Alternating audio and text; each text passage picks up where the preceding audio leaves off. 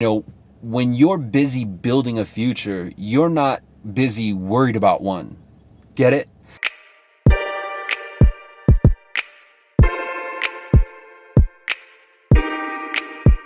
Connected to Sales Remastered. What's up, everybody? Welcome back to Sales Remastered. My name is Daniel, and this is a new episode of Breakfast of Champions.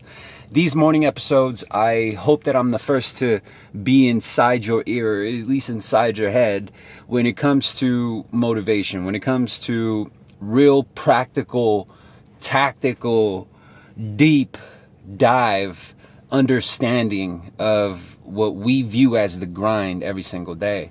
And I hope that we together can learn and grow on these episodes, because what I experience, you're going to find that you experience. And when you learn how to react or maybe improve in certain ways, that grind is not as hard when you come up against it again as it is now, right? Because you're just simply improving, you're adapting, and you're just learning different ways to play this game. Not just sales, but life. And so Breakfast of Champions is designed to give you some real thought-provoking material, some content to really kind of ponder and just take a step back, kind of unplug your mind from the hustle and unplug your focus from the grind, the fire, and what 999 things you need to do before 9 a.m. So in this episode, what I want to do is I want to remind you, number one, is that I have an Instagram feed which I do live content on for the live story. I usually do it through my cardio, and then I hop in and I do one of these videos, and this is why you see me, sweating like I just swam a quarter mile. But anyway, the topic for this video and what we're actually going to cover is a question that I received on Instagram, and that's why I bring up the platform. I was asked the question by this young man who I believe, and I've known him now for almost a year, not necessarily know him physically, but I know him through interacting through these social medias. He's one of my day oneers. Like, he caught the content from Sales Remastered, was always a supporter, a fan, and always sent me DMs, gave me shout outs on the stories. And so naturally I was interacting with him, thanking him, and kind of picking his brain on what he finds useful from the channel. Anyway, he's a younger dude, and I like his mentality. I like his hustle because he's thinking years ahead. And someone that young, most of the time when we're young, I know when I was young, that age, I was really just focused on what am I going to get at the end of that month, right? But his mindset is a little bit more advanced, so he's thinking about 2-3 years from now. And so anyway, he sent me over a message on my DM on Instagram and asked me, he said, Daniel, the owner of my company, which he works for a larger company than mine, works for the #1 private mortgage banking lending institution in the country. And so he, of course, I respect that. That's gangster. So, he shared with me that the owner, the CEO, the founder of that company, said that 2008 is going to be this year is going to be as challenging as 2008. And so he wanted to get my views on it, because he remembers that I mentioned that I was working in the industry at that time. And, and I mentioned, I was in the industry at that time. And then he went down the path of telling me what he said, what the owner of his company said. And then he came with this question. He was like, hey, when that happened in 2008, did you stay in the industry? And I kind of already knew the direction that the conversation was going. And I can't blame him, because I know this young man thinks years ahead. He just wants to know what his path is. More importantly, he's the type that reminded me a lot of me. Like, if you get obsessed with something and you really go all out, you spend your time focused, you do everything you can to learn the little nuances and the little details, even if it means giving up on other things or sacrificing time away from other things. And those other things could be very, very important. It could be sleep. It could be time with your kids, time with your family. And so when you go in a direction, you go all in, and you're just passionate, you're obsessive, and you're anxious, and you're hungry. It's only natural that you want to know that all of the time that you're sacrificing and all of the effort that you're giving is going to be returned, right? It's for good reason, good purpose. We always want to know that when we're climbing that mountain, that there's a prize at the top. It would suck to climb a mountain just to find out there ain't shit on top of the mountain, but an even higher mountain, right? So when you think about it, the question and the direction of this conversation, I can almost sense what was going. So before it went in that direction, I wanted to remind him and anyone who's watching this right now, who's worried about where the market's going to go, or who's worried if 2008 is basically repeating itself, because I believe that plays a perfect example of social influence. When we ourselves, in his example, when we ourselves was not present in a specific scenario or specific event, or we were not part of that experience, right? In his case, he was asked about 2008. I think in 2008, it was, 10 years ago? I don't even think he was graduated high school yet, right? So he was still young. He was not aware of what it was like in that circumstance.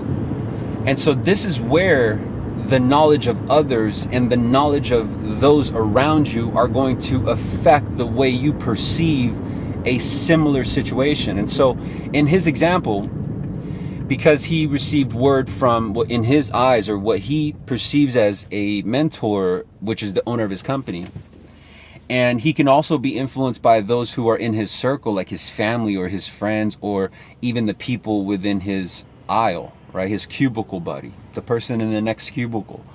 They can share their points of views of this event meaning 2008, and talk about, oh man, I remember when the market collapsed, I lost my house, right? Whenever you hear about 2008, especially if you work in real estate, what do you commonly hear? Oh man, I lost everything. That's usually what we hear, right? Like, oh, it was a nightmare. Banks stopped lending. I couldn't, no one was funding loans. People were losing jobs. I lost everything. I lost my house. I lost my cars. I just stopped earning income.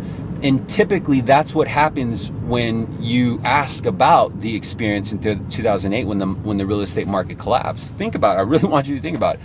Have you ever heard of, oh man, 2008 was great. Oh man, 2009, I just made so much money. I was printing money. I was making it rain. No one was saying that. At least, people were working in real estate. But there were businesses though. I mean, don't get me wrong. 2008 in some aspects or some industries was dominant. It was a good time to be in that industry, but not in real estate, right? So anyway, social influence, because of the experience of others, our elders, those who we're around, those who we respect, we will take their perception and create our own. And so we may take the perception of the older guy who sits next to you, or the older lady who sits next to you, who anytime they reference 2008 or the market collapse, they talk about how they lost their fancy cars. They talk about how they went from 6 figures a month to just 5, or worse yet, 3. And what happens is we put 2 and 2 together, right? Because we're influenced by our social circle. We kind of like, when when our parents tell us something versus a stranger tell us something, we're influenced to take the same sound from our parents in a different way than we would take that sound from a stranger. Get it? You're influenced in a different way. And so I guess my punchline here is that when we understand how social influence really affects us, we could take a step back and make a decision to not let it affect us in those ways. And so my answer to him was that it's completely different though. Maybe I'm the only voice that's probably telling you this, but in 2008, it was way different. It's night and day in comparison to today. Banks were not lending in 2008. Banks literally stopped lending. Like they just stopped. They just said, nope, no more. Whereas today it's opposite, right? Like banks are actually becoming more lenient on qualifying loans. And the difference is that today is saturated with loans and financial instruments, which are these mortgages that were actually qualified. These people really could pay back these loans. And so there's less risk in the market. And when we see the rates go up, we believe it's a bad thing. But in reality, it's a good thing. It's a good sign. It's a good sign that our economy is strong. And the question is, well, what's going to happen with real estate? Real estate is going to be around just like taxes and death. You know, real estate is something that is concrete inside this economy stratosphere, this economic stratosphere. I hope I'm using that right because, man, that sounds so fancy. And anyway, it plays a pretty big role and is a pillar in today's global economy, real estate. And as long as you stay coherent, you stay aware, you stay, current, and you stay relevant by learning your craft, consistently learning. You're not going to, like your mindset right now isn't about, oh man, I just can't wait until I don't have to work hard anymore. Or I just can't wait until I don't have to learn anymore. When in all reality, boo-boo, that's the way you learn. That's the way you grow. That's the way you win, is that you are in constant growth. You're in constant adaptation. And you have to invite certain things like this. Instead of looking at it with fear, you have to look at these events and situations as a opportunity, because where there are problems, there is actually opportunity underlying it, or underlying, you know what I mean? Underneath it all, there's a lot of opportunity. And so because of these trying times and because of the power of social influence, most of our competitors, people even in our own company, they're naturally going to be fearful of what they don't know. Get it? Because they don't have the right instruction. They don't have the right mentor. They don't have the right feed like at Sales Remastered on their mobile phone or their desktop. They don't have the right content that surrounds them. Instead, they got the negative content from, the person who was in the industry 10 years ago, and they lost their house, they lost everything. So they're anchoring it with the bad information.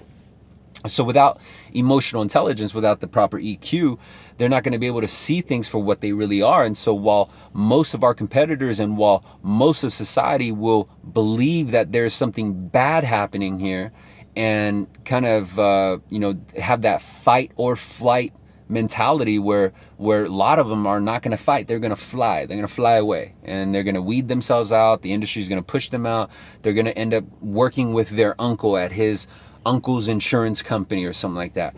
And what's going to happen is that it just leaves more room for us, because we had enough EQ, emotional intelligence, to understand the power of influence.